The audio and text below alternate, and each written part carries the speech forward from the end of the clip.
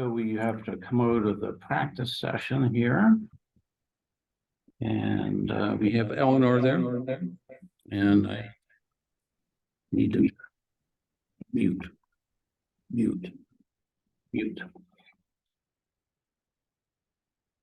And Can you hear me? you can, Janice. Hello, good morning. Good afternoon. Evening. Whatever time of the day it is. It's been a long week.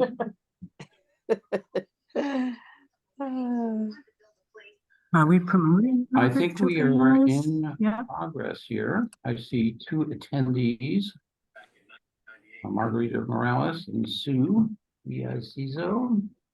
So we'll wait a couple minutes just to let the attendees gather, such as they are.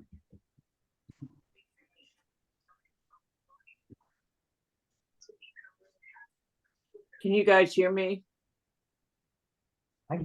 Hi, Sue. Hi, Jessica said she's coming on too, but I just don't know when. Okay. Hi, Margarita. So let's see. Hello. Don't see anybody Hi, Marguerite. here. We got going a little bit late. I'm going to wait until 7:40, especially Jessica's about to join us here.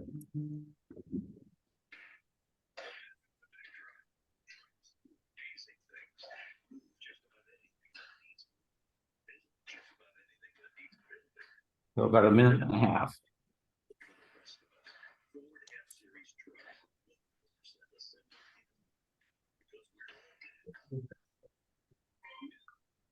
Minute and a half, then give me a chance to go grab my coffee.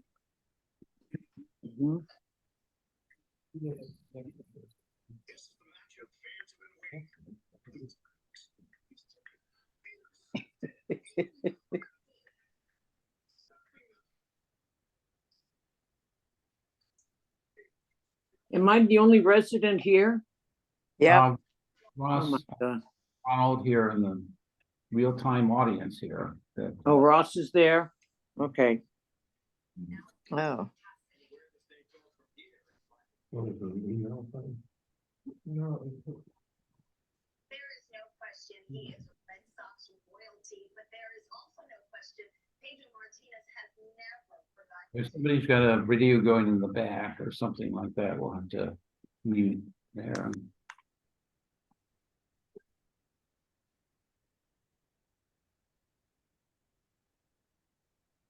15 seconds. We're going to get out of time here.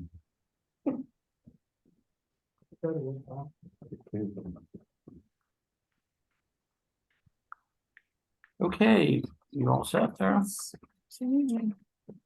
Okay, I'm gonna call to order the Needham Housing Authority regular monthly meeting of the Board of Commissioners. And I'll start by calling the roll. Reg Foster is here. Any clerk here? Janice Bennett here? And Eleanor, are you here? Sorry, I already said so. I'm Eleanor Evans. I did not hear you.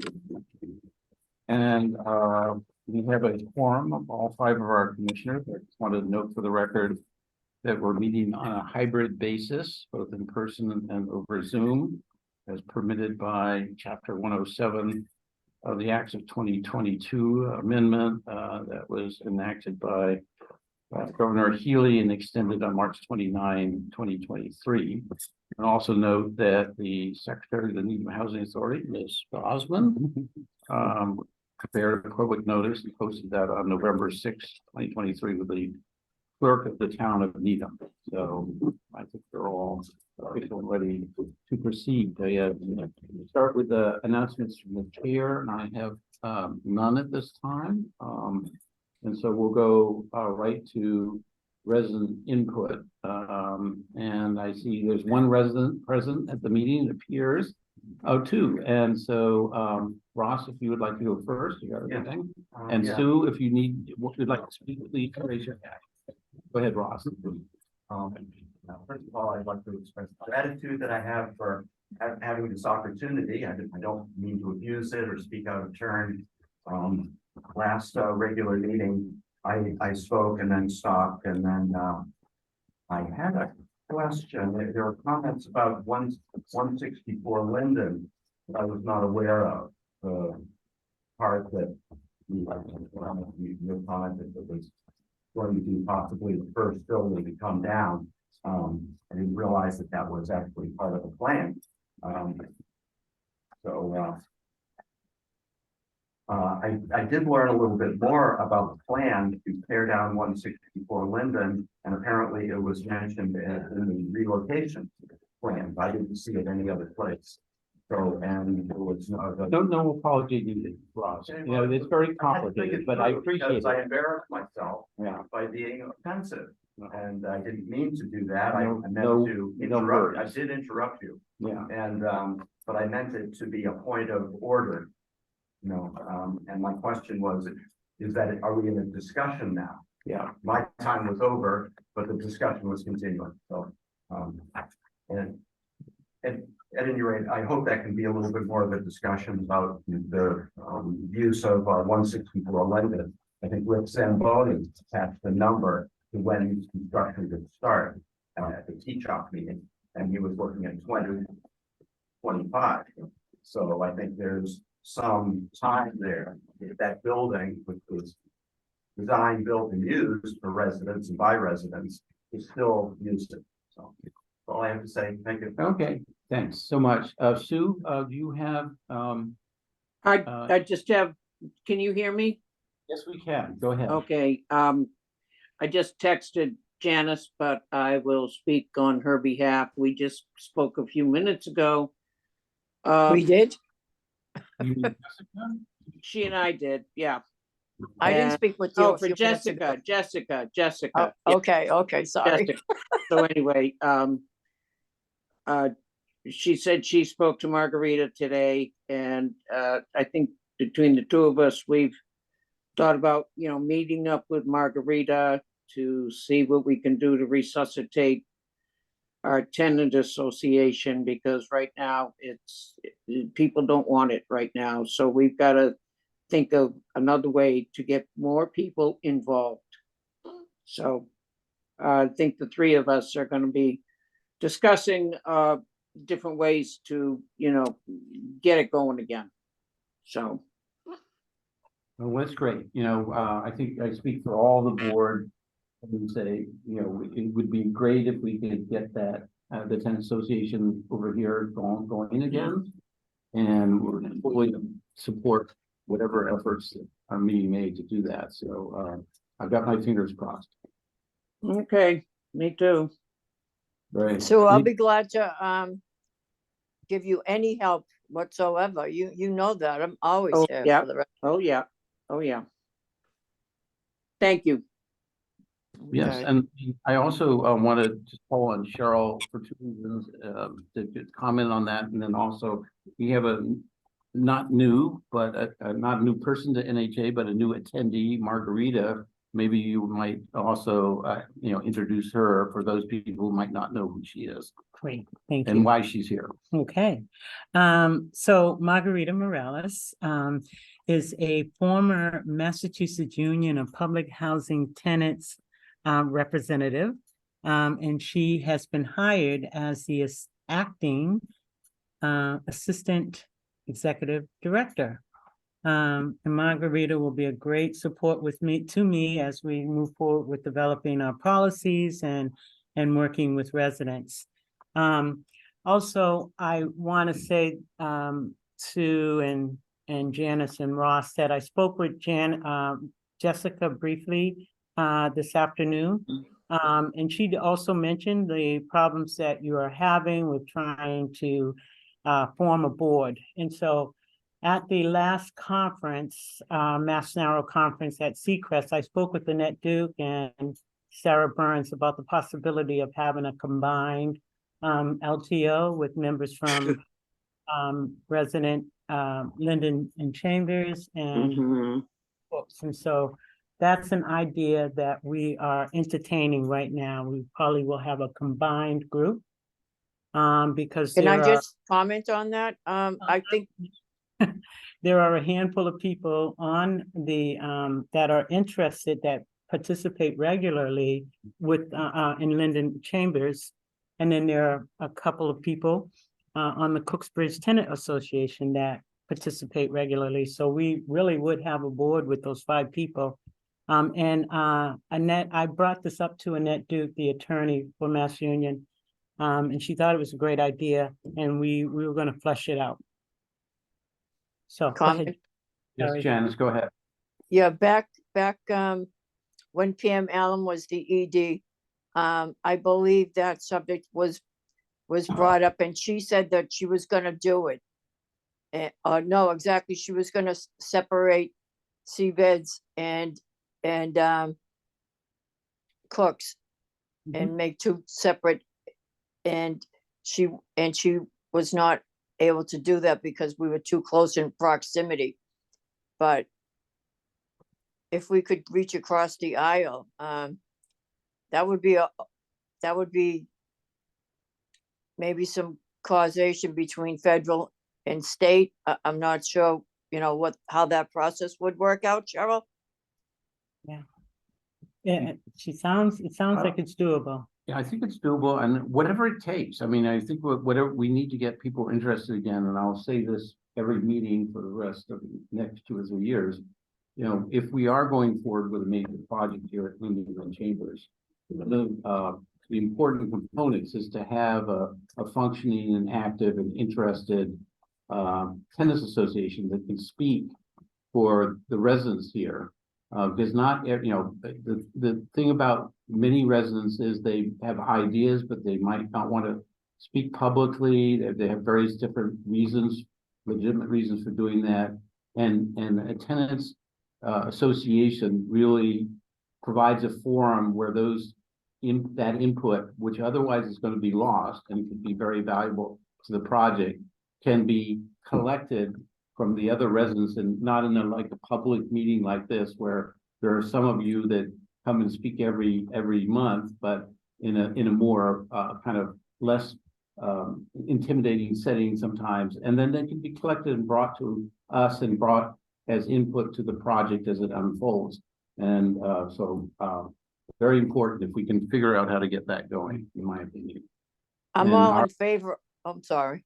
Everybody's in favor of it, and I could speak not only theoretically, but from my last development project that I did in Marion, Massachusetts. We had an active tenants association, and they were in there pitching away, batting away, every step of the way, and it was really made it for a better project. So, go ahead, Janice. That's just what I was gonna say, Reg. We definitely need that right now, especially where we'll probably be working simultaneously with the redevelopment and preservation, so. So, I think the board is, whatever, Janice, you and Cheryl and Margarita and anybody else that needs to help get it going, let's see if we can do that. It's not needed right away, but it's pretty soon to be needed because we're really going through this whole design process right now. Before we move on, if I may, invite Margarita, do you have anything you wish to say? As you step in, you have to come off mute there, but, and I certainly am interested in a little bit about your background, and maybe others here would be interested in what you've done before, but you're having trouble unmuting yourself? Yeah, okay. You have to maybe allow that to happen. Yeah. There's that little menu thing we always look at the bottom.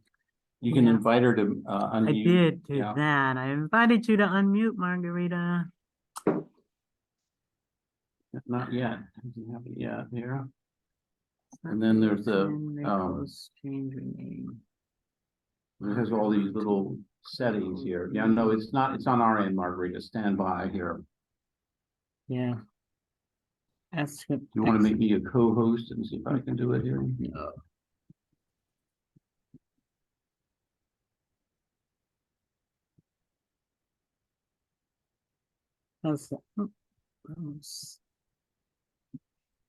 Yeah. I don't know, Margarita, I've asked you to unmute. Can you unmute again on your computer? There you go. Oh, That's it. Here we are. Yep. that time. There Thank you you. are. Apologize if it was on my end. Okay. I thank you for for having me on your team with the Needham Housing Authority. I have been familiar with the Needham Housing Authority and how the Housing Authority operates. My background is working with residents and unions and resident unions, tenant organizations. I come from the Mass Union of Public Housing Tenants, like my former employer.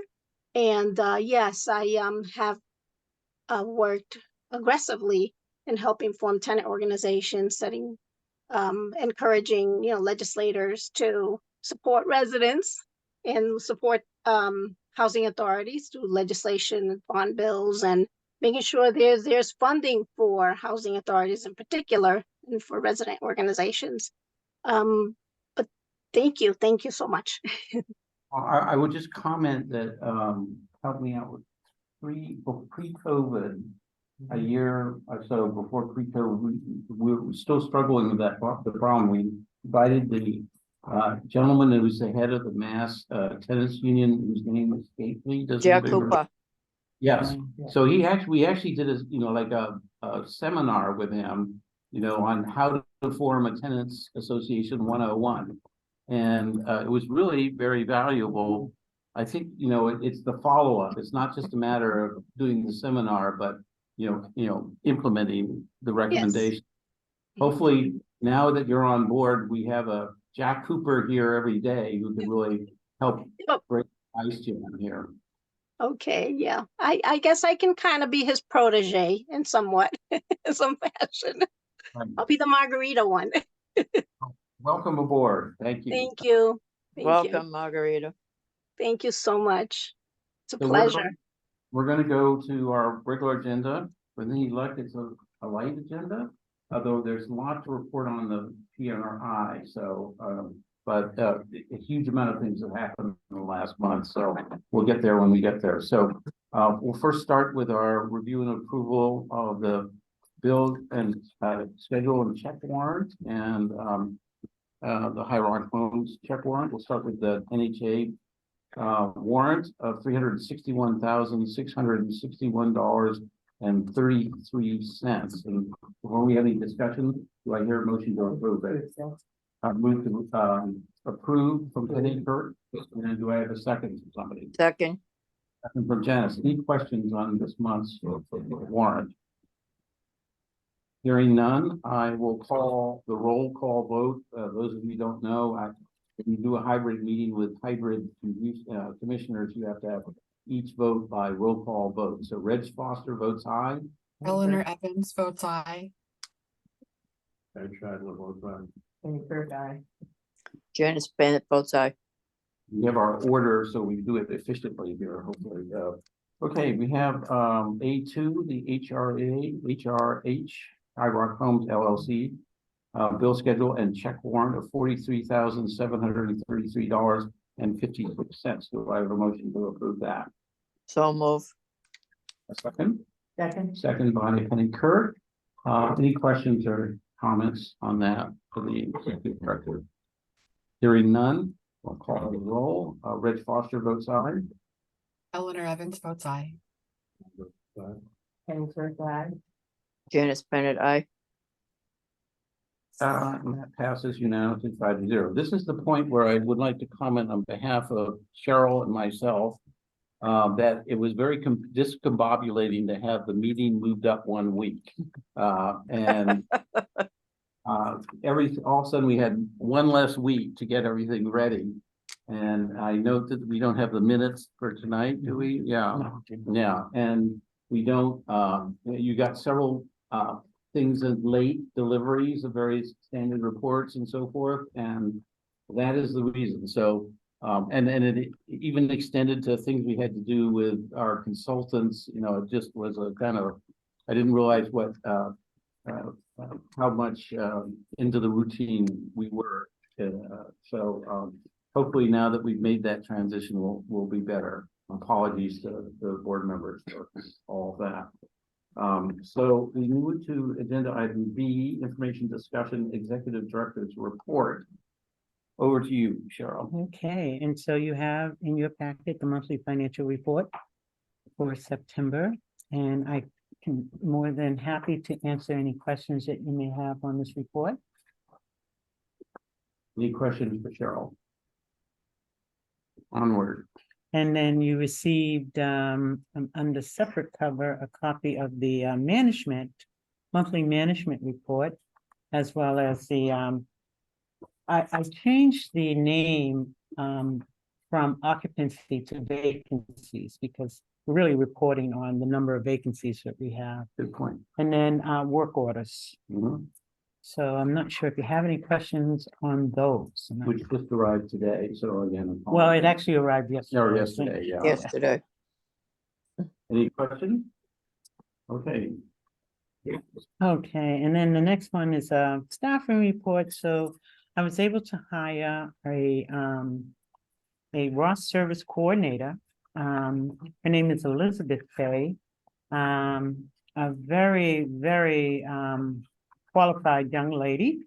I did not include her resume in the packet.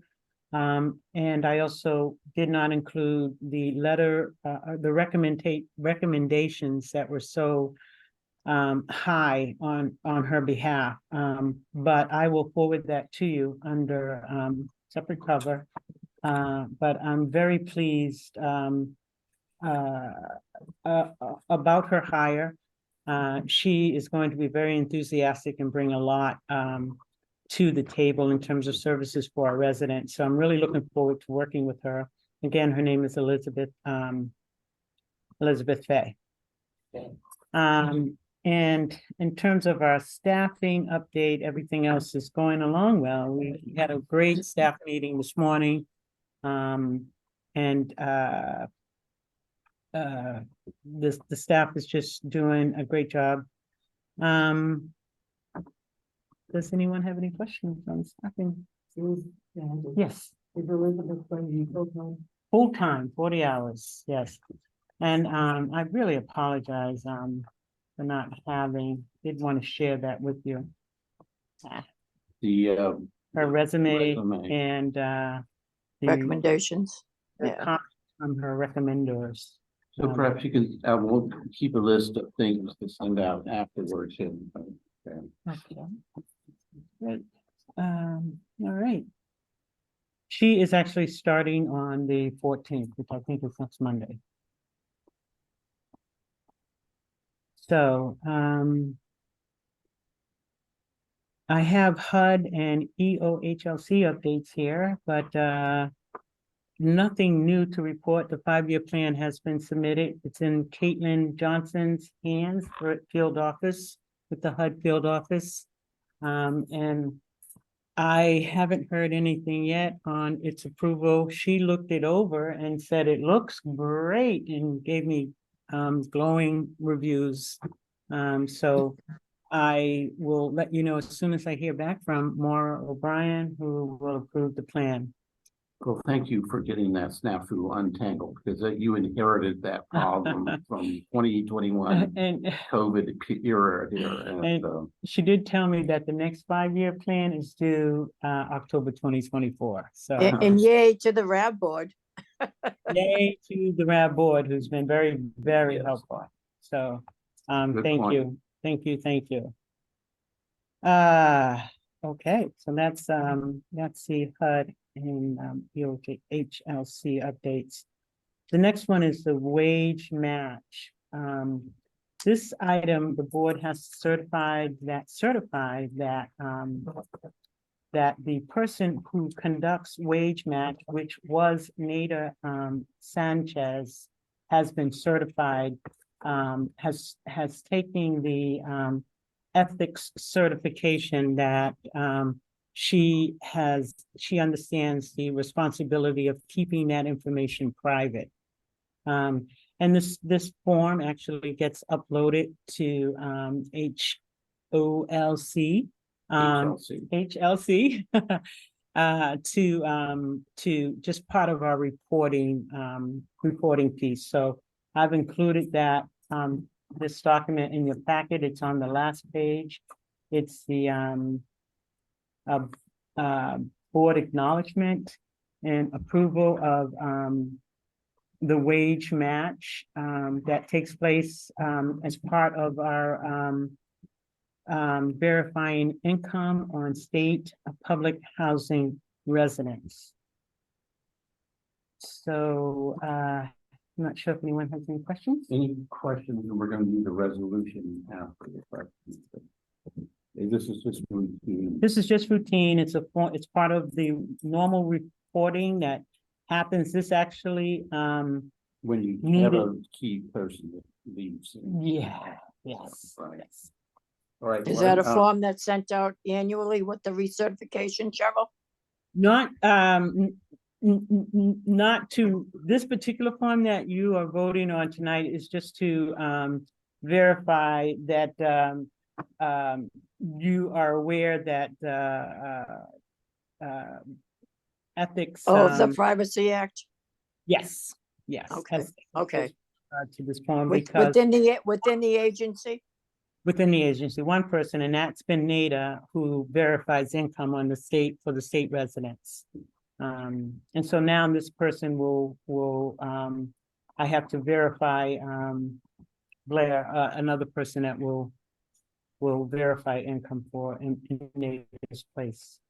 So I'm gonna make one suggestion, Sure. which is if, I'm sure we've all read this very short form. Mhm. And it's you and I, as the Yeah. chair and the executive director, signing it and certifying that we have read public housing notice 23 and 2019-16.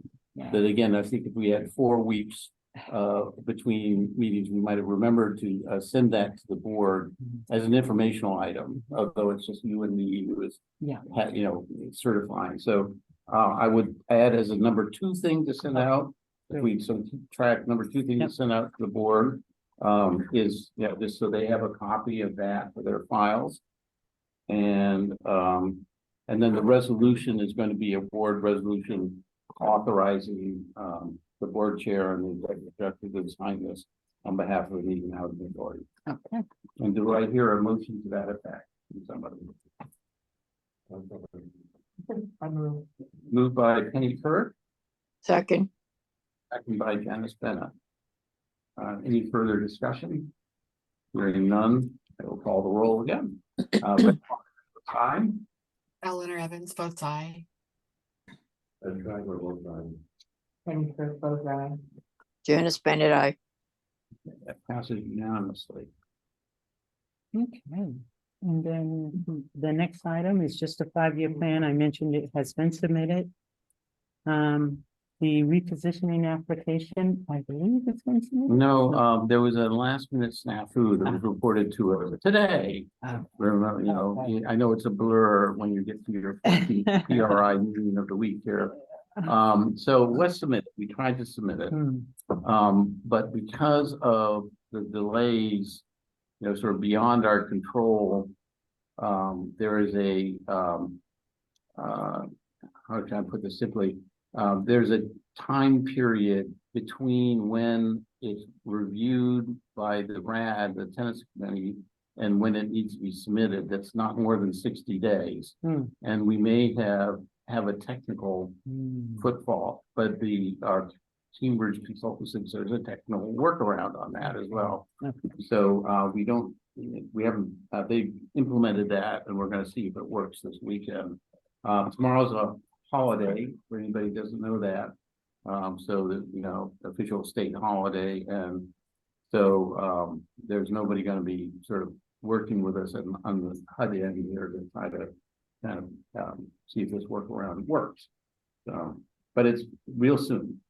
Yeah, so, and of course, you know, the original delay was introduced because we discovered the 5-year plan had never been done. And that, you know, introduced a major detour to get that done and caught up. So it's just been one thing after another. Okay. Salary update is still pending. We're going to meet with the Sunny Shaw that has actually put together this work for us. And once it's completed, we will present it to you for your consideration and review. Smoke-free building policy, I'm actually meeting with residents here at Linden Chambers on Monday at 11 a.m. To get their comments on the plan. I've met with the RAB board already, and they've submitted some great comments that will be incorporated in the plan. The Public Health Department has implemented an enforcement idea.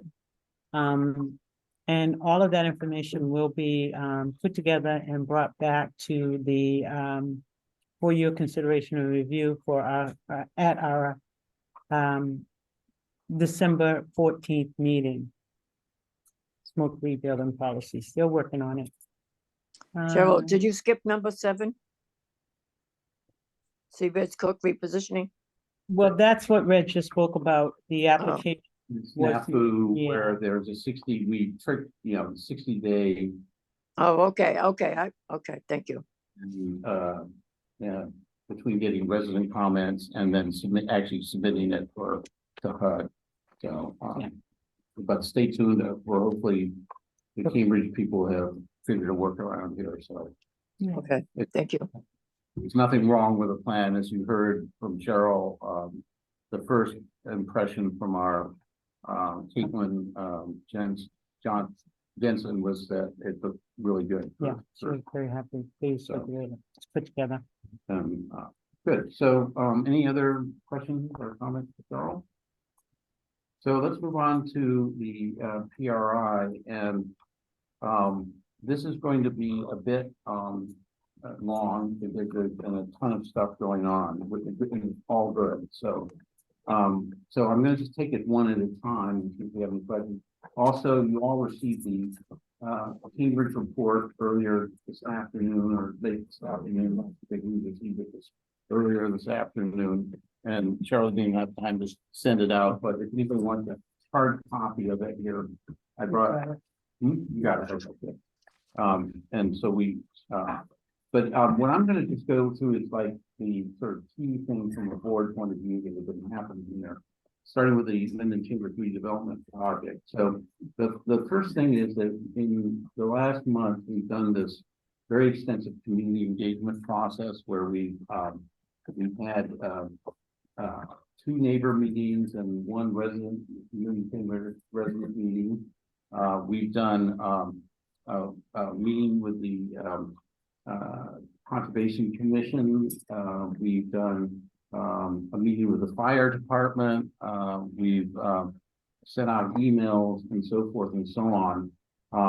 Second big thing, big milestone is right here for those of us that are in the room.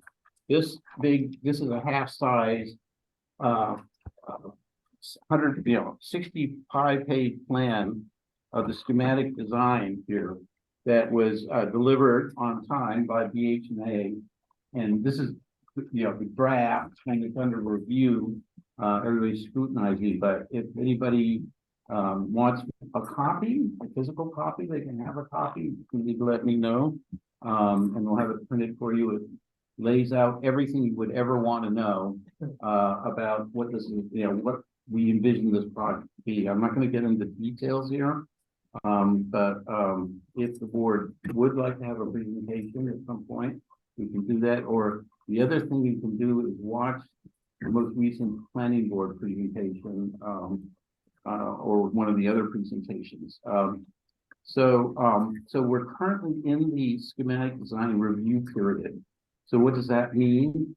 Well, first, at every major phase, you have to have a meeting with HLC staff, and they have a whole building team, architectural team. It's government, HLC employees, and that's going to be scheduled in about a week or 2. We're still kind of finalizing what that date is, and we go through this at a very detailed level with them, and then they ultimately we need them to approve it to move on to the next phase. During this period also, there's a scrutiny by everybody to kind of find gotchas and oversights and thinkos and so forth and so on. And that gets worked in and fine-tuned into the final version of this document. Again, for those people who don't know what schematic design is, you can't give this to a carpenter or a plumber and they're going to be able to build something. But it's a very significant next level of design detail for the actual project. And it's the step that that precedes actually coming up with what they call construction documents. And those are the ones that you actually can give to a plumber or a steel construction company or a foundation pouring company to get bids on. The other thing we're doing is updating the cost estimate for this schematic designs. If you remember, after the conceptual design, we came in about $10 million over budget and went through a value engineering exercise that cut nearly $10 million off. So that was from 65 million of construction costs to about 56 million of construction costs. The reason that's important is right now, that's, we have visibility, barely visibility into being able to raise that much money for phases 1A and 1B. Still going to be a heavy lift and definitely not in the bag yet, but $65 million, there's just no way we would be able to go forward with the project. So the preliminary good news is we got the preliminary cost estimates a few days ago, and they came in right around $55 million. So there wasn't any scope creep or cost estimate creep so far. But again, that's being scrutinized to make sure there isn't any oversights, any things that have been omitted, and of course, anything that's been double counted. And, that may lead to some more value engineering if there's, if the number starts to go up, because we're trying to keep it within this sort of target budget of what we think we can do. Another thing that happened on Tuesday this week is we had met with the planning board on October 3rd, and they said, well, we like your new design, but we want you to engage in, go through this community engagement process, and you need to talk to the fire department, the conservation commission, and other parties on issues that are still out there, and come back on the 7th earlier this week and tell us what happened. And we did come back there. We were scheduled for a half-an-hour meeting, but it actually turned into a 1.5-hour, very robust and very, in my ears, very supportive discussion from the planning board. And at the end of the meeting, they agreed to sponsor our zoning amendments, which is a very important step. So up until now, they hadn't really committed to it. That didn't prevent the zoning, but it meant that us, the developer or the Needham Housing Authority, we could do what they call a citizens petition to town meeting and say, please, sir, would you change the zoning? Can I have, but our goal was always to win the planning board over, because it lends a lot of gravitas and town commitment if they are they're being the lead sponsor. Of course, we're going to be there with them every step of the way. So that was the decision at that end of the meeting. There was a bunch of follow-up items, but the one other follow-up item, and I'm going to start giving you some dates so that everybody can get a pen out. These are tentative dates that will be confirmed to you in writing when they get confirmed. But they said, look, we appreciate the community engagement you've done, but now we're taking over the sponsorship. We want to sponsor a community engagement meeting town-wide. We want to invite all the town meeting members. We want to invite all the boards and committees to come. We want to, we appreciate you did a very wide net for neighbors, but we want the net to be a bit wider, in the neighbors that surround the Linden Chambers area. And they all looked at their calendars and said, it looks like December 6th is the date for that. It'll probably be 7 o'clock, and that I believe is a Wednesday. Is that right? Is it Wednesday? It's Yeah. December sixth, yes. Yeah, okay, so, that's gonna be important to have all of our board members there. So they're gonna try to get it in town hall, in Howard Hall, if it's available, and if not available, it'll be in one of the large backup, in one of the school auditoriums or someplace that could accommodate a large crowd. And, they're going to, as I said, sponsor this meeting in partnership with us. And we'll be not only sending out snail mail invitations, but also electronic invitations to everything, again, coming from the planning board of inviting them to this meeting. So this is a very good step, and their rationale and thinking, and this is led by Chair Block, who's been doing a great job of leading this, is if we make the investment in doing it now, then the next stages of the process, which I'm about to tell you about, will go more smoothly. And what are those next stages? So the rough plan is that in early January, second week of January, the planning board will open a formal public hearing. So again, this is one of those things that have to be noticed, 14 or 30 days in advance, 2 consecutive newspapers in a row, weeks in a row, the Needham Shopper newspaper there. It has to, there's a whole formal thing. And then the planning board has these warrant articles that change the zoning, and they have a formal public hearing. And then they are allowing for a second formal hearing at the end of January, and then the month of February to finalize anything. And the deadline is in early March to late February, early March to turn the planning board's recommendation formally over to the select board, who makes the final decision as to what goes into the town meeting warrant. So again, the next, we'll get a more concrete schedule out. I'm waiting to hear from the planning board, planning director, what they're exactly trying to do. We'll get that out to everybody. But 12/6 is when we're going to have a very big meeting with as many important people in the town as we can to kind of go over this project. And then the last part of this is just an update on the website that we were authorized to be created last month. So that's in progress, and it's about to go up on a test basis in another week or so. And what we do is their process is to test it internally with insiders who can reach the website and see if they can break the links and critique the layout or the spelling or or anything, the pictures, whatever. And then the goal is to have that going in time for this 12/6 meeting so we can announce it then.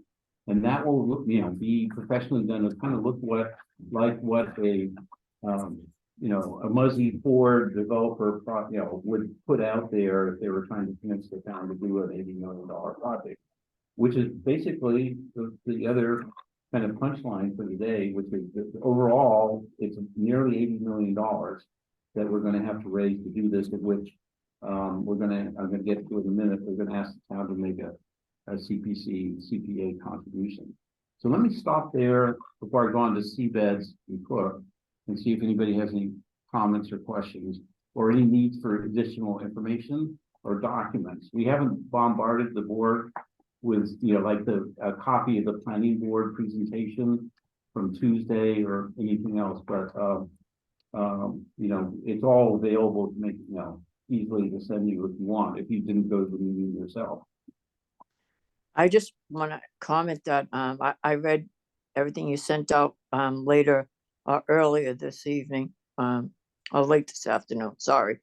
And it's a lot. So I think you may want to release it to the board on a step-by-step basis. Is there anything in particular, we can kind of send out things as we go along too, on an ongoing basis. Well, definitely the dates and what's gonna be happening on the particular dates? Because you mentioned like, I don't know, 4 or 5 things. Oh, I know, and I'm telling you, we don't have it finalized. It literally is all happened 2 days ago, you know, at 10:30 PM, this was all decided.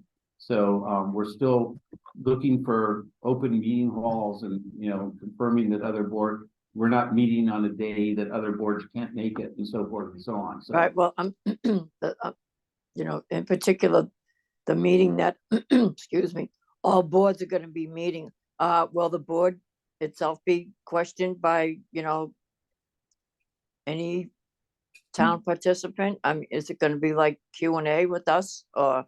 no, so we will have our A-team consultants there, so it'll be Margaret Moran leading, you know, there for the Cambridge Housing Authority. It'll be our principal architect, Dan Chen, for the BH&A team. And, you know, they will do most of the presentation, myself, of course, and then it'll be like a typical community engagement process that the town does. They're doing one tonight on the home committee, for example. So there will be like a half an hour presentation, and then the rest of it will be Q&A with citizens and voters coming up to the microphone and either making comments or asking questions, and them being answered by the experts that we've hired. And the role of the board member is to schmooze with anybody that you know ahead of the meeting. Is when they come in, show up a half an hour ahead of time and talk it up. No, I'm serious. It's, you know, and hang around afterwards for any, and then at the very beginning of the meeting, you will all be identified, you know, asked to stand up or raise your hand or something like that. And we will, you know, you're sort of ambassadors, not only promoting the project, but gathering more comments or addressing concerns, you know, that maybe people didn't voice completely in public, and then passing them along. So, Okay, any other comments or questions? Carol? So this meeting that you spoke about that will go to the select board, who will ultimately put it on the warrant, is that the zoning that you're referring to? Yes, Okay. yeah, so that zoning, again, the town process is the planning board has to propose the zoning, either from themselves directly, or if it's from a citizen position, they review it and they can kind of veto it if they don't like it, but you know, or they pass on select board and not recommend it, you know. But in this case, they're taking over the proponent of it. Yeah. And then the select board, you know, makes the final decision as to everything that goes on to the warrant. Okay. And of course, the other committees will be asked to comment. The finance committee is another very important invitee that we want to invite for the 6th, and then win them over. They play a really important role in town, where they usually take a very conservative position about anything that involves spending money, and they're very strict about their standards for, you know, sort of showing them how it works. You know, that it's just not hocus pocus, you know, this financing plan, but it's actually backed up by, you know, real examples and diligence to test that it is workable, if the town is going to be part of this. All right, let me go on to seabeds and cook modernization project. A lot going on there too. So our team started towards the mid-end of September. It was a second BH&A team led by Ben Wilson. You met him briefly towards the beginning there. So they're really getting up ahead of steam. The key thing they do as the first step of the project is they take what is called the property conditions report that was done by another firm, very good firm called Beats, that went through every single flaw and problem and worn out thing and issue with the seabeds and the Cook's buildings, and they made, you know, a gigantic spreadsheet list of every single item that needed to be fixed. They prioritized them into 1, 2, and 3. Priority 1 is urgent, you know, like life safety kind of stuff. that needs to be fixed within the next 3 years, ideally. Priority 2 is 3 to 10 years, and priority 3 is 10 to 20. So those are, building components or mechanical systems that are in okay shape, but eventually they will wear out and have to be replaced. So our roofs, for example, would have been priority 1, 6 months ago when they were doing this report. I think it's even reported as priority 1, but it's now graduated into priority 3, which is, 20 years from now. So, and then this spreadsheets, each line item in each category of things like exterior membrane, which covers also the sheathing and everything else. They had an estimate of how much it would cost to fix it, to bring it up to completely to, snuff, and both from a code point of view and also, just, like new condition. And that all added up to about 20 or $30 million of construction costs across the two projects. And then, of course, you have to add overhead and so forth, and you're back in the 40, 50, $60 million range here. So the very first thing that the new team does is they go through that report in a fine-tooth comb and confirm it or disagree with it or find things that were overlooked or are unnecessary. Again, I think another part of the stress of doing a 3-week board meeting is there's a lot of upfront support they need from Cheryl and Greg and the staff, because they need tours. How many tours were we done? 3, right? 3 so far. Yeah, they need tours, and they need to, of course, our maintenance staff know where a lot of the hidden problems are, et cetera, et cetera. They have the benefit of all the, we put out a survey to the residents, to have them self-report, things that might have escaped our attention, things like particularly cracks in the concrete floors and stuff like that could indicate hidden problems. And that's nearing completion. We've been told we'll get the final updated, reconfirmed property conditions reports by the end of next week. And those also go to a cost estimating process where they re-estimate everything, even things that are the same problem in both reports. They will look at it with fresh eyes and make sure that the cost estimate is as accurate as it can be here and what it takes to fix. So we'll be getting those sort of simultaneously towards the end of next week or early the following week. And then that all gets added up, and maybe it's a $50 or $60 million project that's become a $60 or $70 million project. We don't know until we get it to it, or maybe it'll be about the same. But Can I make a point of order? Sure, please. Yes, was that for the exterior only? No, everything. So every single system, every single component of all the buildings and the landscaping and outside conditions as well. So you're saying inside and out? Yes. Because no one's come and inspected my unit. I mean, how do they gather that information without actually entering a unit? They didn't go into every unit, but they went through some sample units, about 4 So they units. did 2 recently, did 2 at Captain Robert Cook and 4 at Seabed's Way. Yeah. So, and then they extrapolate with what they find, and they rely on the tenant reports or things that Greg and the maintenance team know for everything else. There's not enough hours and time to go through every single unit on a 1-by-1 basis here. Right, so they're not using any of the inspection reports that have gone on over the past, I don't know, the annual inspections? Yes, they do use that. Yeah, use- okay. Yes, go ahead. And there's input from residents. We were a bit disappointed with how few resident reports that we got, survey, but we didn't, we got sort of, it was okay. I wish it was more. Yeah, it's more the Seabed's Way residents, Yeah. return the surveys. We didn't get a lot of returns from Captain Robert Right. Cook Drive residents. But any rate, that, you know, what happens then is, so we add this all up, and maybe it's still 50 or 60 million across both buildings, both complexes. Maybe it's more, maybe it's less.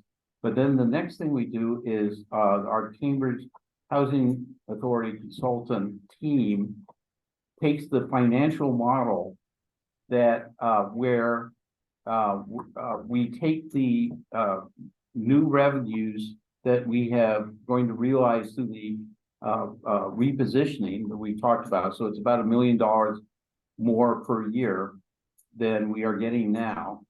And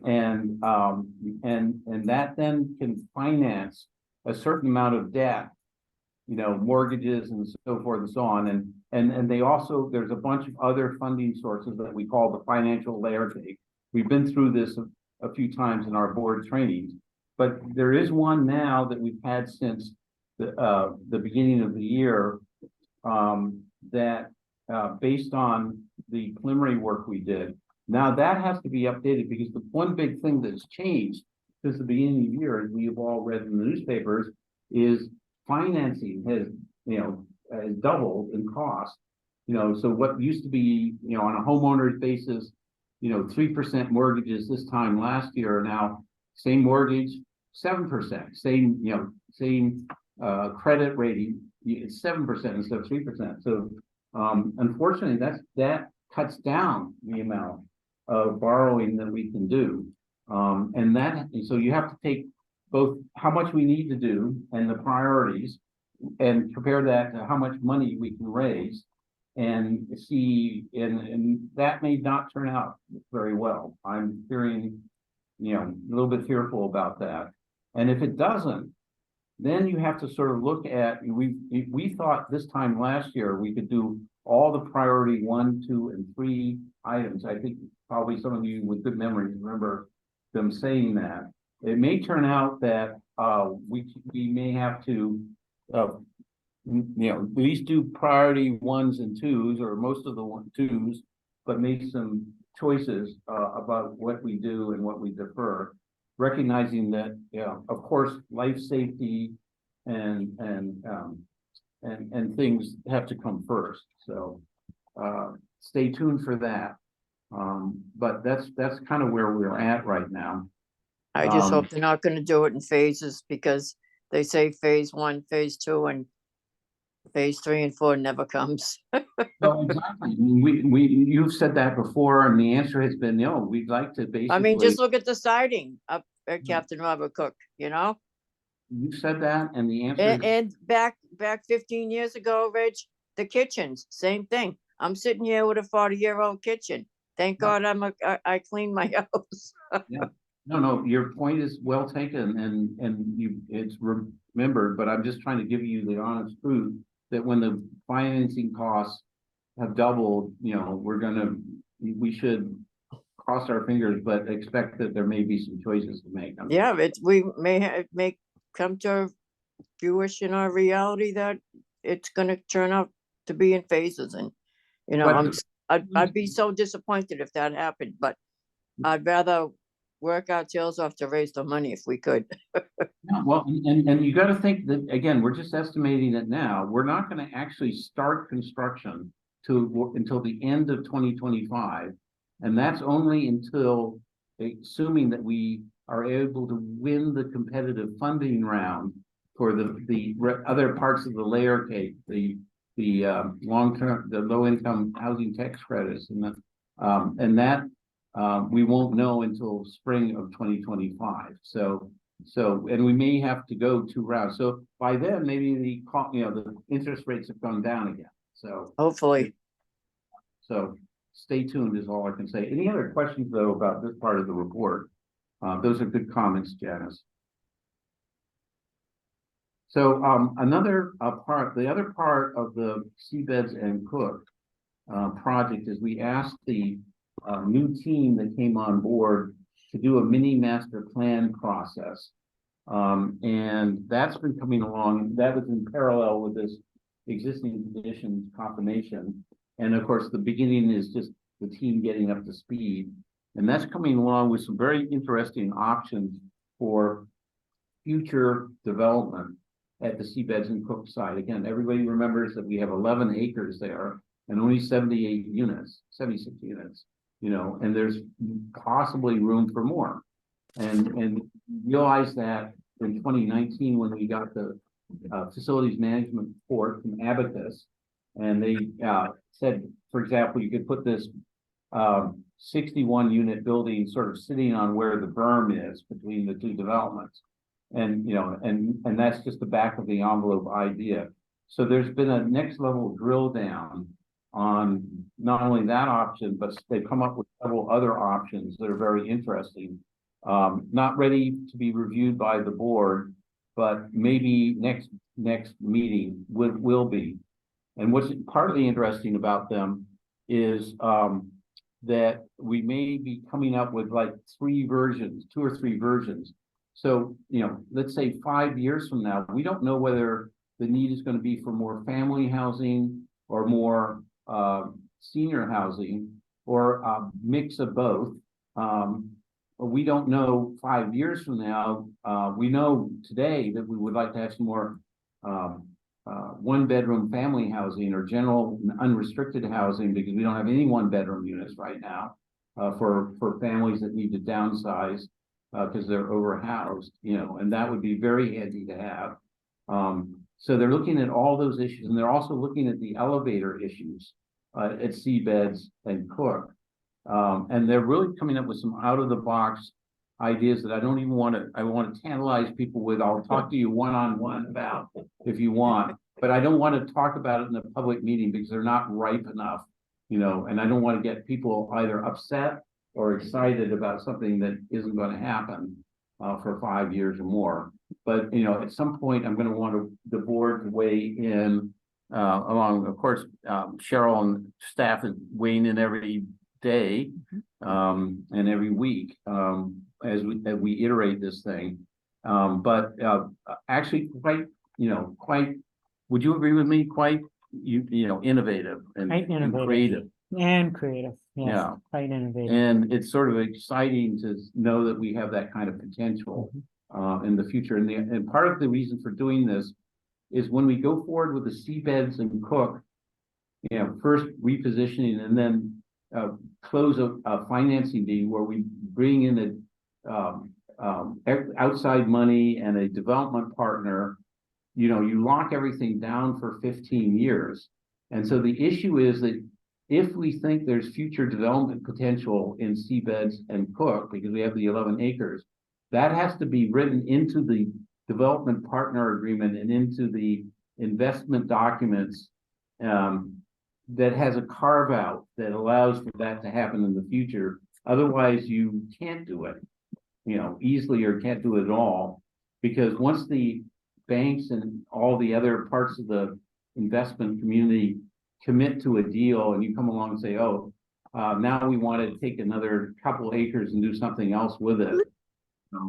Trying to get that done is, I've been told, is impossible. So, and our new special counsel has confirmed that, Teresa Santa Lucia. So that's another thing that's made this mini master planning process important, to keep our options as authority open for the future. We may none of us be here 5 or 10 years from now. I'm pretty certain I might not be here, but we want to, for our future board and executive director, make sure that we don't kind of lock them into something that prevents future development if they decide that's the right thing to do. Any questions about that from anybody? Nope, very well put though. Okay. Onward. Like I said, this has been a busy month. I'm only halfway through. Sorry about that. So the other thing that kicked off this month is the development partner negotiation. As you know, the board last May voted unanimously to explore that relationship with Cambridge Housing Authority. And we hired our special counsel in September, and then she got COVID for a month, and so we took a delay, unfortunately, but now everything's back on track. And so what has happened since we last reported is Cheryl and I met a couple times with Teresa, maybe 3 times, to get her up to speed, because there's a lot to get up to speed on. And I guess the interesting news is we are far further along than she's ever seen any other small housing authority to be. So part of it was her doing diligence to sort of confirm from her point of view that where we're at right now. Apparently that's an unusual situation in her, and she's done, helped a lot of small housing authorities, as we know from her proposal. And then as a result of that, I worked with Teresa and Rachel Shack, her assistant, and we iterated and created a draft response to the Needham Housing Authority, to the Cambridge Housing Authority proposal they submitted for being our development partner in September 23rd. And then we held a meeting with our negotiating committee, which consists of Eleanor, who's here tonight, Cheryl, myself, and Jonathan Driscoll, and we went over, what we thought should be the response and why, and got that input, and then sort of finalized the response, sent it to Cambridge Housing Authority last Friday, and held our first negotiation session Wednesday morning this week, i.e. yesterday morning. And Cheryl was there, and I was there, and I'll let Cheryl speak for herself, but I think it went very well. We basically, I'm not gonna show anybody, give anybody this, but these are 2 documents that were prepared as a result of this, and we're gonna have to be doing some executive sessions of the board when we get to the right point. But one is a list of 15, 16 topics. They're sort of the major issues, not every detail in the proposal, but sort of the major issues we wanted to raise that we felt were important to have some clarity on, or we had some concerns of what they proposed.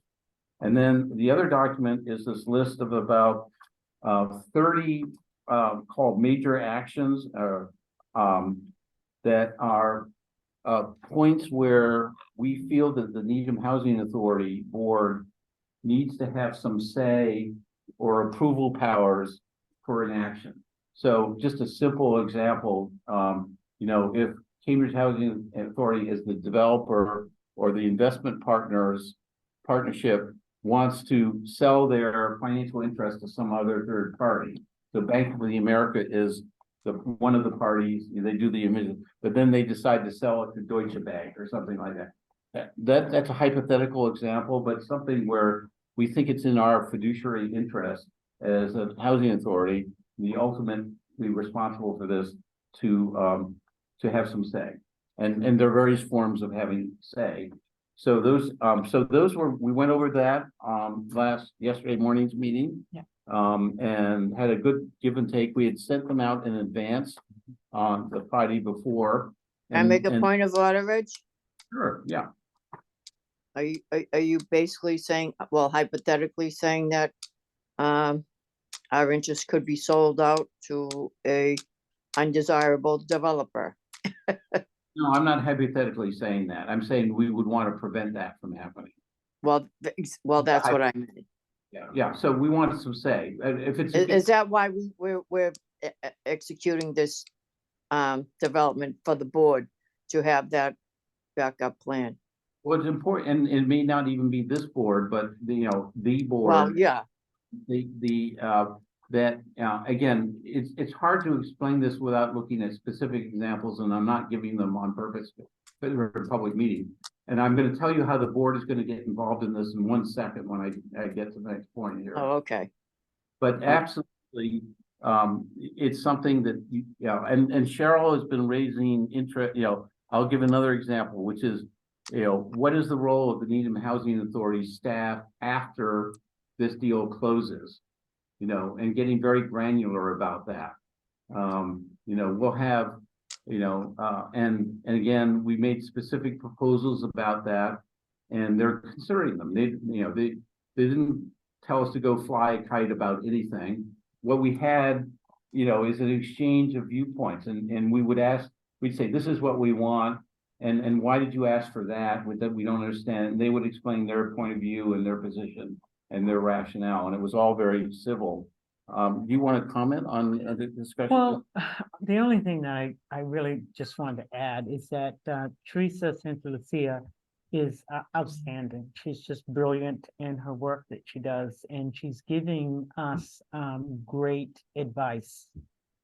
So that's all I. That's a very good point. Yeah, And I think she impressed the people on the other side of the table. outstanding. And I just want to say, by the way, the people on the other side of the table started off with the executive director of the Cambridge Housing Authority. Right. So he's the boss, he's the Cheryl, but he's oversees 2,000 to 3,000 housing units, and he's under his administration, they've done 15 or 16 redevelopments and repositionings He's impressive. and so forth. And he's an impressive guy. Yeah. And they brought the deputy Michael.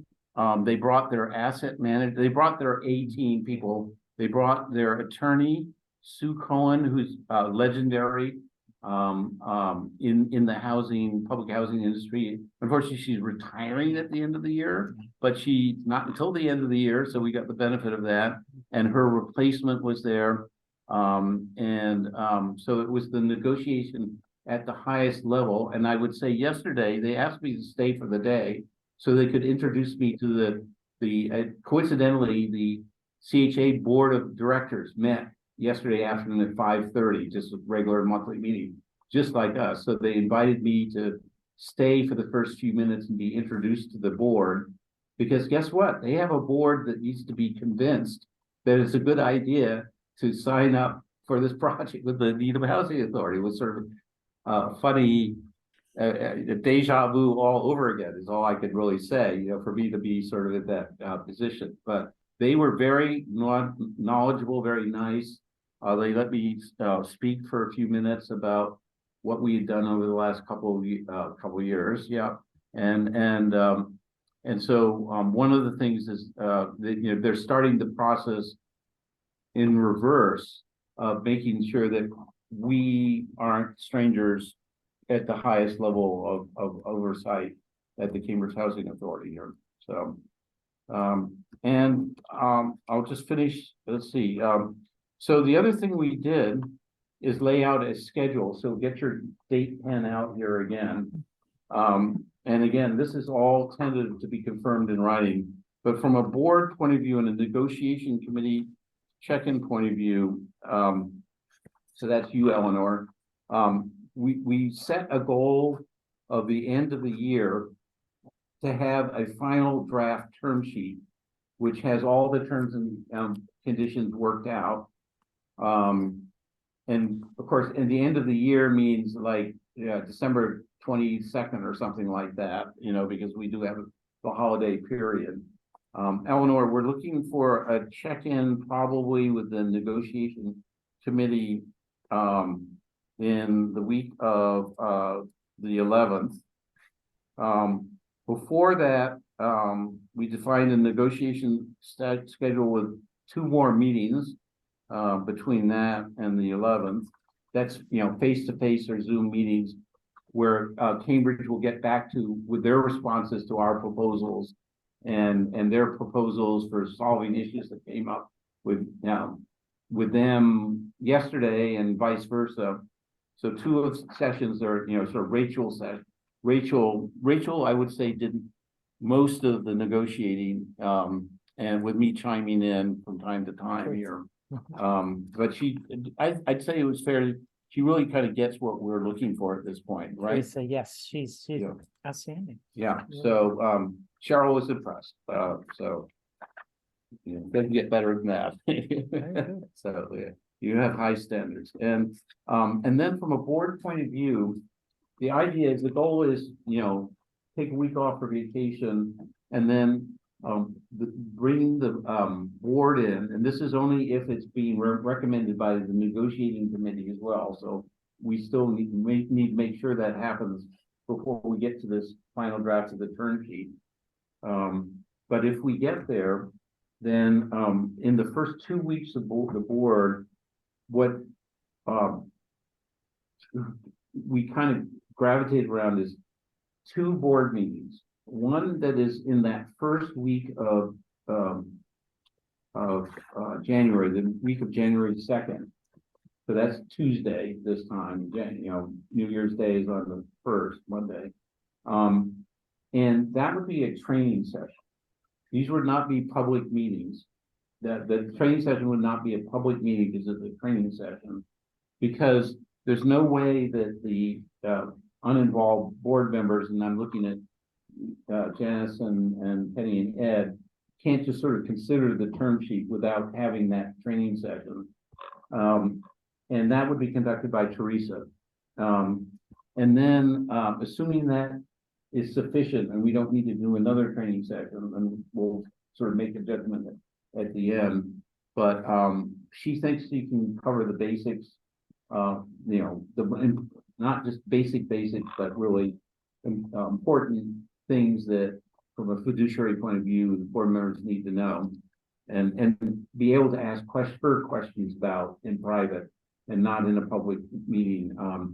Then if that goes well, then the thinking is on the week of January 11th, that's our new second Thursday schedule, that would be our normal board meeting.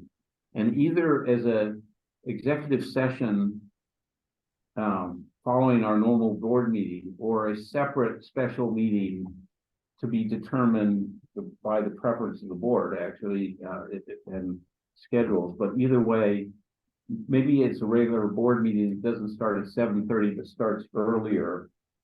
We would, do our regular business and then adjourn into executive session and then really dig into the negotiation, the proposed terms.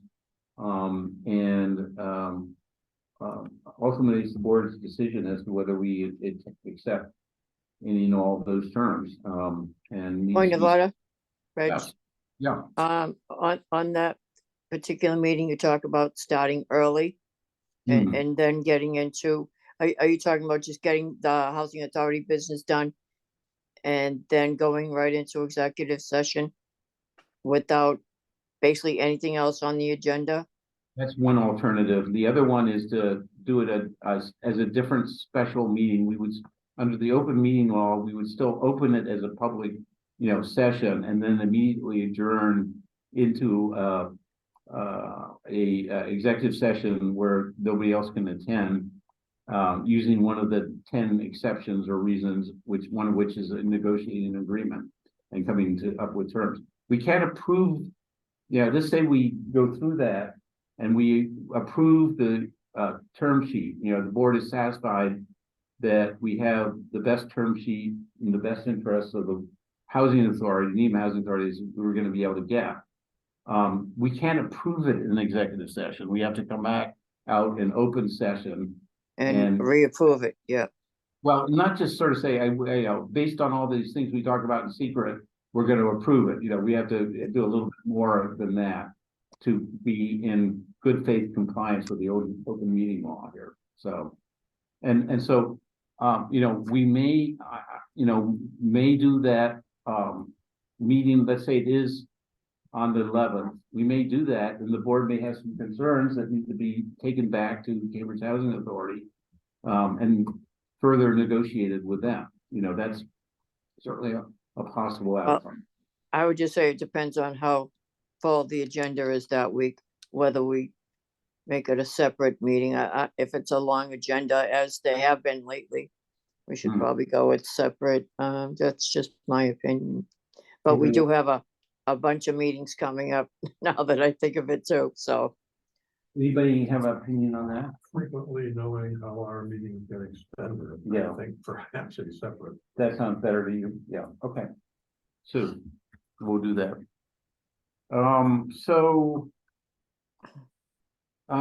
That's the end of that update. Any further questions about that? Eleanor, I'd like to invite you to comment on your perspective, having sat through the session we did with Jonathan Driscoll.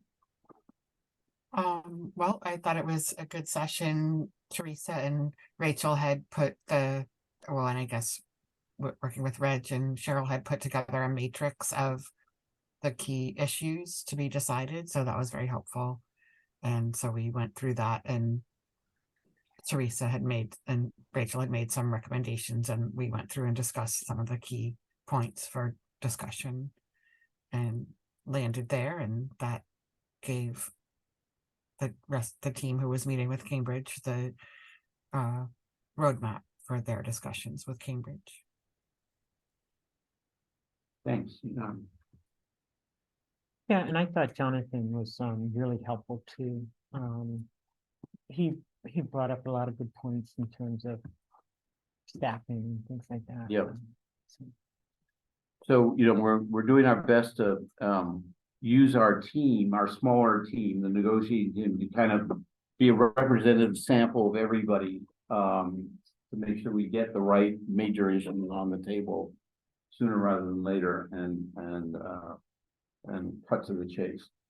All right, I'm gonna do a quickie. PRI budget update, still under construction. But I'm suspecting that at our next board meeting, we'll probably, since we are, remember December is all about budgets. So we'll have our regular budget meeting on the 9th. And I'd like to have that PRI update before then, because that's obviously now an important component of the budget, and that we're spending this much money on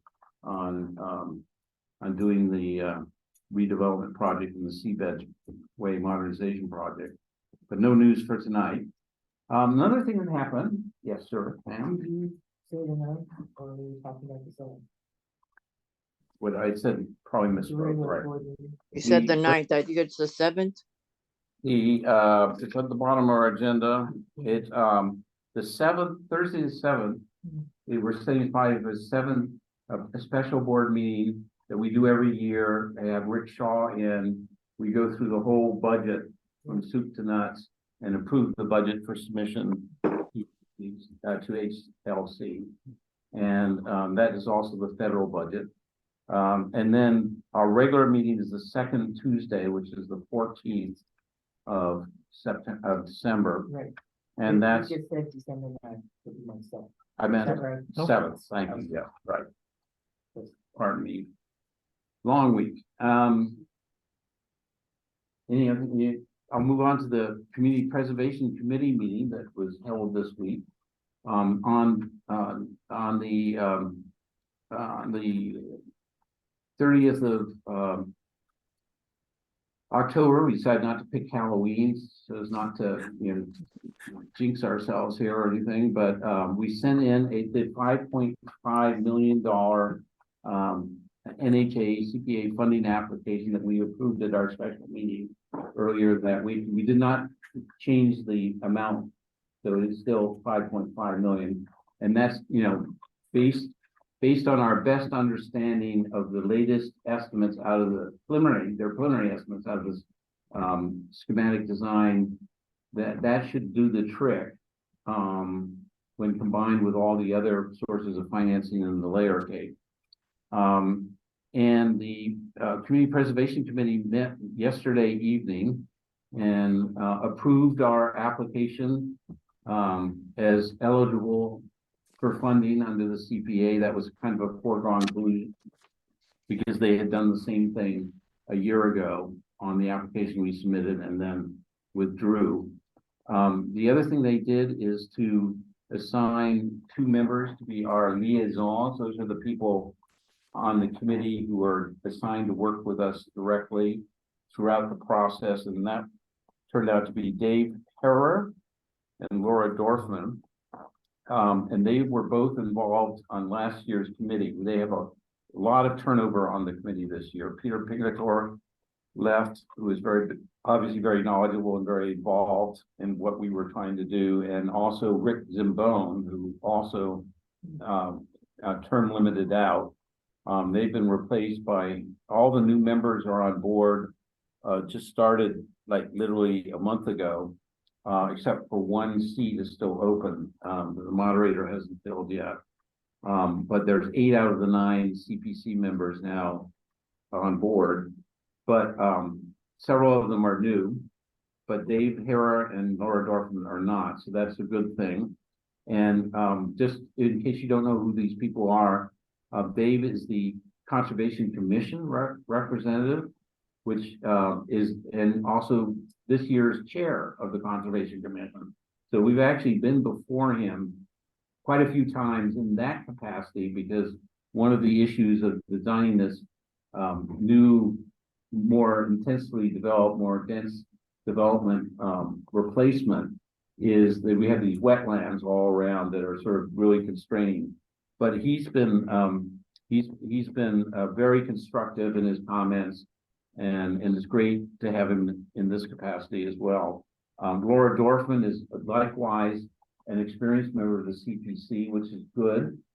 She is the chair of the this year of the Historical Commission, so she's their representative on the board. And again, for those of you who don't know this or wouldn't remember it, the protocol at the CPC is you have to have a liaison who is not representing a particular application. So for example, I could not be on a housing application, or not even for, you know, Needham Housing Authority, but any community housing application I could not be on.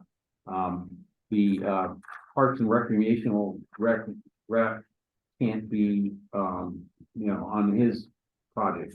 There were two other proposals submitted. One was for $2.2 million for building in 8 new tennis courts, the high school. And then that's a park, that's a recreation category, the CPC, and that was also approved yesterday. And then the third application, so there are only 3, which is good. Some years there are 10 of them, you know, and that's a heavy, but this is only 3. The third one is also from Parks and Recreation, and it's for a chain link fence surrounding DeFazio Field for $400,000. Why, what was the rationale for that? Well, they're, oh no, it's Claxton Field. It's the one that's out across from the dump, and they're renovating the whole field at vast expense because it actually was used in decade or 100 years past. It was part of the dump, and it's full of all kinds of toxic stuff, Once before. and then covered over with several inches of dirt, and it's deemed to be not safe for the kids when it's, you know, starts to scrape off or something like that. But last year they were going to fund the whole project from CPC. This year they're funding everything except the chain link fence, and I think it's the they have a softball, you know, backstop kind of fence, you know, a tall one. For some reason they asking for CPC money for that. The application is kind of scant on explanations of why they just did this part and not the other part. I've never seen that kind of an application. You know, I've seen many CPA applications for, let's buy this open space, let's renovate this park, ball field, let's build these nature trails through the back of Newman School. I've never seen them just come in for like a fence. And I took the position, I was outvoted last night. I took the position saying, I've never seen anything like this. I don't know if this is really eligible or not. You know, I'm gonna vote present or abstain until we have an opinion from town council. Now, getting an opinion from town council is a routine part of the process, but normally happens after that initial provisional eligibility application. And normally it's very obvious that they're eligible to a lay person, you know. But in this case, this was like just never seen it before. Maybe it is and maybe it isn't. I just don't know. So, Can I make a point of order, Reg? Sure. Well, I've driven that road many times, and I want to say that playground is way too close to the roadway. And it is too close to a dump, which God knows how many free radicals have been buried there. And I can see them wanting a fence. Because I- just 50 yards or maybe 100 yards down the road, the speed limit's 40 miles an hour. And you're not Oh, gonna tell me that they don't come over the limit coming by that playground. I've seen it so many times, so, you know, I was voting on the merits of the application. We haven't gone through that part of the process. It's just that there's a strict regulations on what you can and cannot bring, fund. And they chose the rest of the projects like $2 or $3 or $4 million from general funds. And for some reason, they carved out this $500,000 for the fence, but I don't know why. But there probably is a good reason for it. We just haven't got there. But I literally didn't know of my own knowledge whether it was eligible or not. So I didn't vote against it, and it passed six, I think we had 7 members there. So it passed 6-0 and to go to the next phase. But again, it's routine for all these to go to town council. And it's routine that at the next CPC meeting, which is on the 13th of December, we will have that opinion back. I just didn't know, I wasn't trying to cause trouble for anybody. I want all the, I just honestly did not know. you want all the money we can get. No, because they fund this out of they have a bucket. So Yeah. it would probably come out of the Parks and Rec bucket. We can't use that money anyway, so that's actually not the reason, so. Anyway, what is the next steps there? All the CPC members are by the end of this month, by Thanksgiving, send in project-specific questions on those 3 applications. The staff then rolls it all up and eliminates duplicates. On December 1st, they send them to the 3 applicants. So on December 1st, we'll get the project-specific questions, and then we also get a 6-page standard questionnaire that they ask a bunch of standard questions for every application for housing. And there's a different variant, but a similar variant for Parks and Rec, and a different one for historical. And then we have until January 1st to provide a written answer to that and more exhibits or documents or whatever that they ask for. And then again, this is the date to write down. If we would want to show of force at our first presentation to the CPC, and this is where we come in. Remember last year's process, it's going to be very much the same. Again, we'll be bringing in, our 8 consultants, which would be Dan Chen and Margaret Moran and the rest of the Cambridge staff there. And the earliest that could be is on the 10th. That would be a Wednesday, the 10th of January, but probably won't be that day. And then the next earliest date would be the 24th, which is again that Wednesday. They'll meet twice, 2 Wednesdays in January, February, and March. So, those again will be part of the master schedule that we put out. But those are sort of again where it's going to be very handy to have board members supporting it. And at those public hearings, they will invite public comment. So to the extent that we can also invite advocates, whether they be residents, whether they be neighbors, whether they be part of the Needham Housing Coalition, or anybody who thinks this is the right thing to do, we want them there to speak in favor.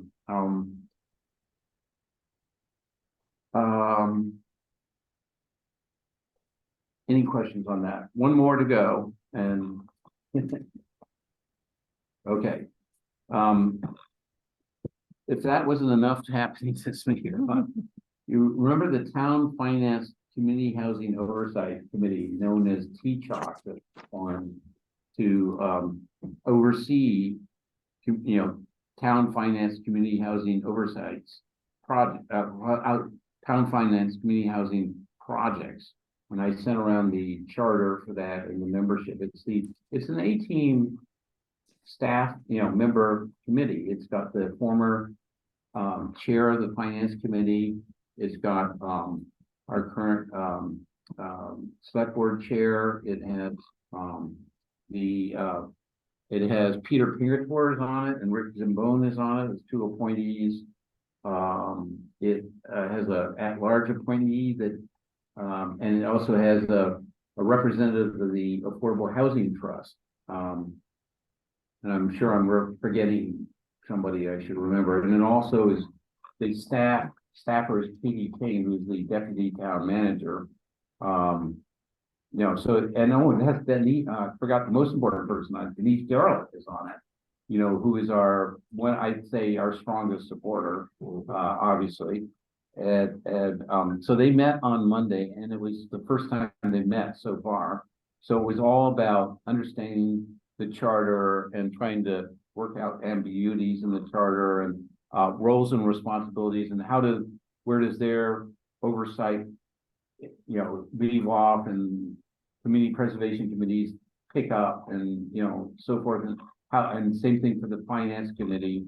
So they had a big discussion. That video is now just went up today on the Needham Town YouTube website, so you can watch it for yourself. It's about a 1 hour meeting, and there was some differences of opinion and a bit of confusion, and some follow-up action items that needed to be, and they will continue to work that. But the one thing they all agreed on is they really needed a major status update on the Linden Chambers project, and what has been done so far and where is it going from here. So they request, and this is, I think, a firm date. They said they would want to invite us with our lead 18 consultants on November 29th, 2023, and they seem to meet at 7 o'clock. So November 29th, I believe, is a Monday, right? Yes. Okay. And so that's another very important meeting. It's a Wednesday. It's a Wednesday, sorry. Yeah, it's a Wednesday. Thank you. I should have noted this down. We'll be they're probably going to be looking at things from a different perspective than the planning board. The planning board is all about the zoning and the building height and massiveness and setbacks from Linden Street and Maple neighbor backyards. They're probably going to be looking at kicking the tires that do we really have a solid plan to go forward if the town is going to ultimately, or town meeting is ultimately going to approve 5.5 million. Is this real or is this Memorex? Do we have a realistic plan for getting the other, $75 million? Do we have a good developer partner? Those sorts of things, which, from my point of view, those are absolutely legitimate questions that be asked and prove beyond from Missouri stuff, because it's a really big project. And on one hand, I think we have an enormous amount of support in various quarters of town because of the housing crisis that's going on right now and the lack of affordable housing at all income levels. On the other hand, they recognize, and we now know up close and personal that this is a heavy lift for a small housing authority to do.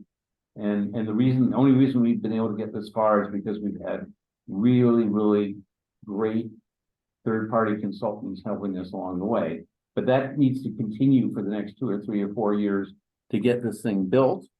And it also needs to continue 15 years after that to actually run this and not foot fault on the reporting requirements and other intricate stuff that needs to be done to keep the investment partners happy. Not cause an issue here. So, end of report. Any questions about that? So I'm glad tomorrow's a holiday. There won't be anybody working. What holiday is it tomorrow? Really great progress in my opinion, and it's great. So Veterans Day. Oh, okay. It's actually technically on Saturday, and I guess it gets moved to Monday. You know, it's not a Monday holiday, it's a Friday holiday this particular year here. So Can I make a point of order? please. You can make a comment. You don't have to make a point of order here. so- Okay, I'd like to make a comment. I just wanna, thank you, Reg and Cheryl. You know, for all the work you're putting in, especially with the chart and the pride. It's fabulous. Well, we got, cross your fingers and toes. We got a lot of, you know, there'll be some bumps in the road down the road. There'll be, 10 more major issues that come up. We just don't know what they are. So, but I'll enumerate them. Yeah, but we got all the fundamental stuff going for us right now, so, And we have momentum like we've never had before. yeah, know. especially in with the housing crisis going on, so, yeah, I just really wanna thank you. You're doing a Most- great job. Thank you so much for saying that. By the way, speaking of which, did everybody see the Globe today? There's another one of the Spotlight team reports. I haven't had a chance to read it. I think about the headlines about the housing crisis. And it's directly, the headline says it's directly about, it looks like Margarita knows what it is, but it read it maybe, but it's about the exclusionary zoning in suburban communities. They don't, I think they were singling out or communities like Brookline. But I actually haven't had time to read it today. But you might, if you have access to it, you might want to take a look at it here. I believe it starts on the front. They're gonna get to all of us towns. But It's part of the, it's not that any of us today did anything wrong, but it's really a huge part of the problem.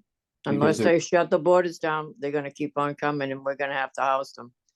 Yeah. So, Well, and it's not even just then. I mean, I've used this all the time. I don't mind. I have two 20-something daughters who would like to have an apartment in town and not be, living in a spare bedroom, but there's no place for them to live. I mean, the cheapest one-bedroom apartment in this town is approaching $2,000 a month, and, if you're starting off in your career, you can't afford that. It's No. crazy. no, And teachers can't afford to live here. We hire a new teacher, they don't make enough money for their family to live here. Firefighters, policemen. Principals. Great well, principals, but I'm just talking about, our staffers at town. They all have to drive in 45 minutes one way to get here from somewhere else. It's not right, and it's not right in Boston. All the first responders, they're expected to live in the city. No, they can't afford that with and families. It's crazy. yeah, there's only one way to solve this problem for towns like Needham, which is, to have, we don't have, it doesn't have to be crazy, but it needs to be more density, and it can be done in a very attractive way. It still preserves the ambiance and culture and values of the town, and it's changed. Nobody likes change. I'm guilty of that myself, but there really isn't any other way.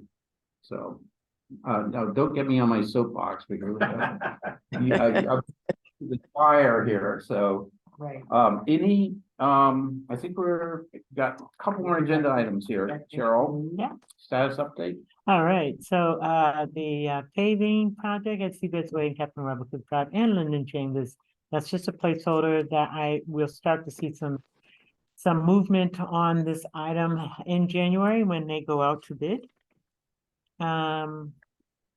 Unit turnover, Unit 42, Captain Robert Cook Drive is progressing nicely. We haven't quite ordered the cabinets yet for the kitchen. It is a little costly because that's a handicap unit and we have to maintain that as a, handicap cabinets and appliances. But the carpenter is doing a great job. The paint looks wonderful. He's putting down the code base now. We're gonna do some plumbing work, finish up the area where the laundry room will be. I had hoped we would be further along by now, but I'm pushing to get a family in there before Christmas. That would be great. That would be really great. Yeah, that'd be nice. Cheryl, man, I just say, I just thought of something. When we finally get that, Mhm. it would be nice to have a little ribbon cutting ceremony. Oh, really? Okay. Don't you think? For 42. Nothing as fancy as our 75th birthday, but we have been working on trying to get this to happen for, I don't remember how long. I think it was pre-COVID, I don't know what, it's, It's I'd a be shutdown and the community room went away. That's what happened. so happy to have our 4-bedroom unit back, it's such a It's a huge big need for space, that. yeah. And we want it to be nice for the family. And we're so lucky to have one, or we have 2, I think, right? Yes. We have Yeah. 4. 4, Yeah. but you have finally get that back online and some really needy family is Yeah. out there Yeah. that, got no great options. I mean, that's really hard. Right. And that would be great. Yes, that's exciting. And then the Cooks After School program, I just love our Cooks After School program. I absolutely love that the children in our community have this great resource. They have a fabulous director who loves working with the children. We have tutors that come in. It's just a wonderful program and it's moving along very nicely. My family newsletter will feature a lot of what's going on with that program, pictures and reports. The director gives me a report every week. She's doing a great job. I'm very grateful to her. Lori and I meet with her weekly as it's our check-in meeting. Karen Bourne is actually scheduled to come to the program and talk to the children, talk to the director about John Elliott's homework expectations. Let's see, I'm leaving something else out. Can I ask one question? Sure. Has anyone come up with a date yet for the concert? No, she doesn't even know anything about the concert. We haven't really planned that out. So that's something perhaps maybe we can sort of sit down and talk with her about, but Okay, I thought it was mentioned to me like last spring. She had said, why not have it? not that she said it, we thought it would be a good idea for it to be at the Elliott School because that age group was already there. Parents will be picking them up. So that's better than having it at the community center. And it would include it. And it will include more kids. But we actually haven't planned it out. And with the schools, they already have their calendars set. So we would really need to sit down with Karen sooner than later to try to plan something maybe for late winter, early spring. If something is going to happen. I know you have the person. Yeah, who's- I had told them. to Yeah. do this fall. Oh, this fall, yeah. No, sorry about that, yeah. It's just not going on. But it's that's a great idea. It's a great program, and I think the John Elliott school community would benefit from a performance from Mr. Polanski. So Penny, maybe I could sort of just work with you offline, and you and I could perhaps talk with Karen about scheduling that event. Yeah. How's that? Okay, that's good. All right, so I can touch base with you on Monday. And schedule some time to meet with Karen to talk about moving it forward. Yeah. Yeah. But anyway, it's just an absolutely great program for our children. It's a great resource for them. Something else is right here and I can't pull it out. I apologize. So I that's, wanted to ask a question about has it been decided whether the community council is gonna be providing the healthy snacks and how they're gonna be delivered? I mean, I don't expect the director to do it. I expect them to be there at the community room for the children. Yes, I have an answer for that. Okay, Okay, Valenti Farms has said they would really love to help us. They're gonna meet with Sue. I think Sue's already introduced herself to Terry Boyd. oh, great. And, great. he's the one who's the outreach person, and sent me a very positive email the other day, saying we'd love to help you. And I've checked with the community council, they can't give us snacks on a regular basis, they can give us a cake mix if you want to make a birthday cake or something like that, but not on a regular basis. We've got so many Yeah. other- Okay, well, good thing for Valenti. Great. and then the fire department has been out there to inspect the kitchen. Yes, And they gave it I would a deal with them. stamp of They're approval. gonna give us a certificate. Yeah. Put on the wall. Doing that, so we Said it's can, perfectly safe.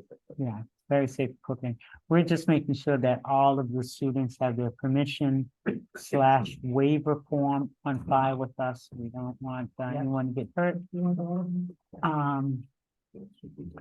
So, it's just really a phenomenal program. And we want to continue to encourage parents to send their children. It's a great program. I've got a few pictures from the pottery thing. Oh, yeah. No, yeah, why don't we, close the meeting here and then. They're gonna be in the newsletter, the next family newsletter really is gonna be a huge focus on the homework program. Yeah. Yeah.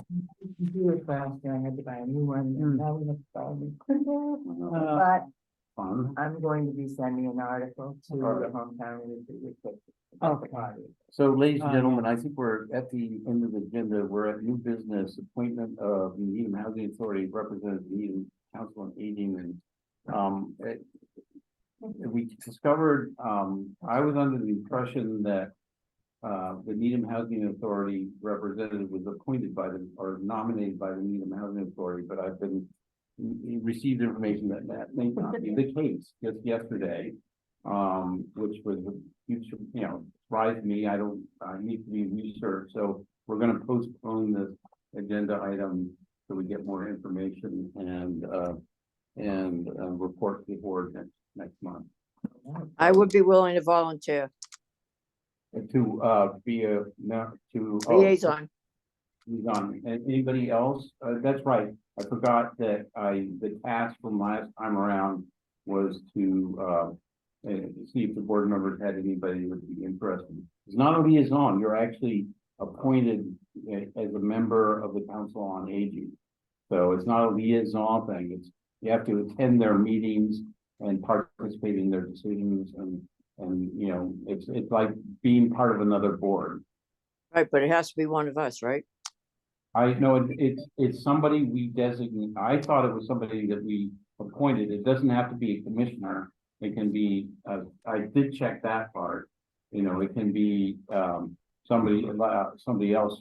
Our representative up until now, recently retired, was not a member of the board. And then we've been a long time our representative. What we just need to, I just don't, this came by surprise at the last minute, so we need to So, look into it here. Mr. Chair, would you reach out to Latanya? Yes, I will, yeah. And, Okay, then I'm gonna rescind that. well, no, right. I thought we had to have a board member, so I'm gonna rescind that. Well, we did ask the board members to think about possible people that we might want to propose.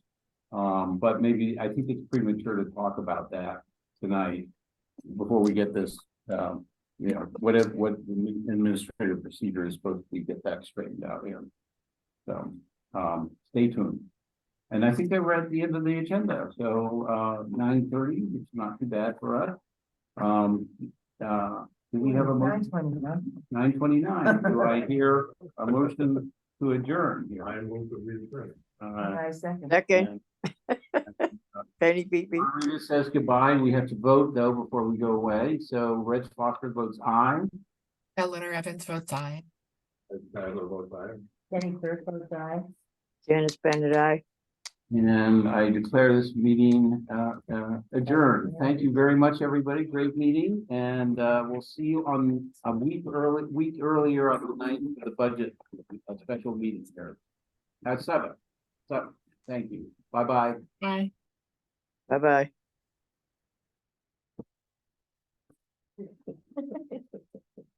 You need to hang up on the webinar there.